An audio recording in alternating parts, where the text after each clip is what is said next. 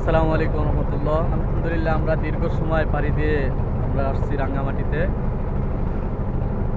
তো আমরা কালকে রাত্রে রওনা করছিলাম 12টার ওদিকে বিবাড়িয়া থেকে। তো আজকে রাত্রে 4টা সাড়ে 4টার দিকে আমরা চট্টগ্রামে এসে পৌঁছেছি। চট্টগ্রাম থেকে আমরা সোজা হাটহাজারিতে চলে গেছি।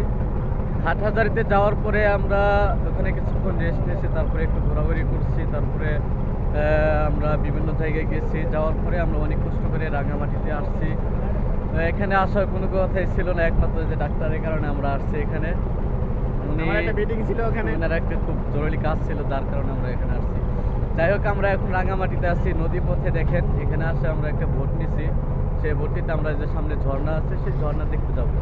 ওই যে দেখা যাচ্ছে, মনে হচ্ছে যে ওইদিকে ঝর্ণা আছে, আমরা সেই ঝর্ণা দেখতে যাব।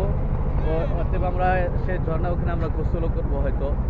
যাই হোক, অনেক স্বপ্ন, অনেক ইচ্ছা ছিল আমরা বাংলাদেশের প্রতিটি এই অঞ্চলে, প্রতিটি জেলায় আমরা ঘুরবো।